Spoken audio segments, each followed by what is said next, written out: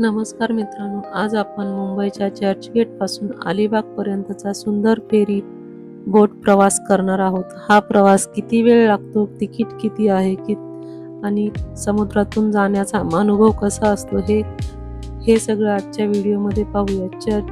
मी सध्या चर्चगेट स्टेशनवर आहे. इथून आपण टॅक्सी किंवा बसने गेटवे ऑफ इंडियाला जातो, कारण इथूनच अलिबागसाठी फेरी बोट मिळते. फेरी बोटचे तिकीट आणि आता आपण फेरी बोटचे तिकीट घेतले आहे. इथून 2 प्रकारच्या बोटी मिळतात, स्पीड बोट, सामान्य बोट. सामान्य बोटीचे तिकीट साधारणतः 170 ते 300 पर्यंतचे आहे 300 पर्यंत आहे. सामान्य फेरी बोटीने साधारण आपल्याला 1 ते 1.5 तास लागतो जाण्यासाठी. आता आपण इकडे गेट ऑफ इंडियाला आलेलो आहोत. लोकांची खूप सारी गर्दी आहे. इकडे गेट ऑफ इंडियाला खूप छान असा नजारा आहे. इकडे पहा कसा.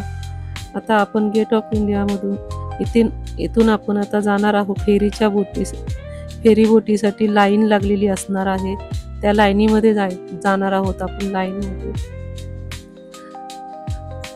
आता आपला हा प्रवास सुरू होणार आहे समुद्रामधून. लोकांची सेल्फी घेण्यासाठी गर्दी झालेली आहे आणि सर्व मित्र मैत्रिणी एकत्र आलेले आहेत. आम्ही तरी एक फोटो तर झालाच पाहिजे गेट ऑफ इंडियाला आलो म्हणजे.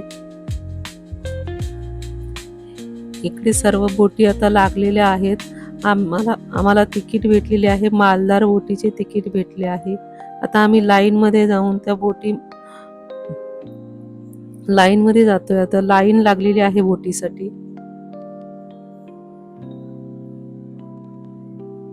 आता आपला हा प्रवास सुरू झाला आहे समुद्राच्या मधून मुंबईचा स्कायलाईन दिसतो आणि थंड वारा खूप छान वाटतो. मध्ये पक्षी दिसतात. प्राण्यांच्या लाटा. छान असं सुंदर समुद्रातील वातावरण आहे हे.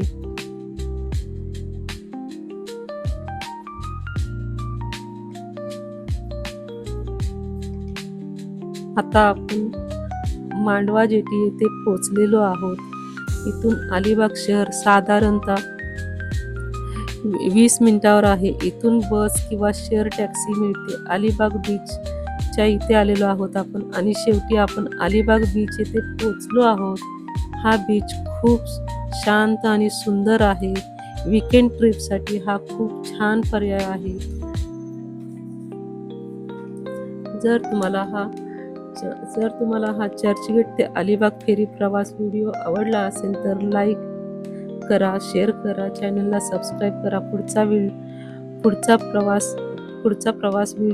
पुढच्या प्रवासाचा व्हिडिओ पाहण्यासाठी बेल आयकॉन दाबा.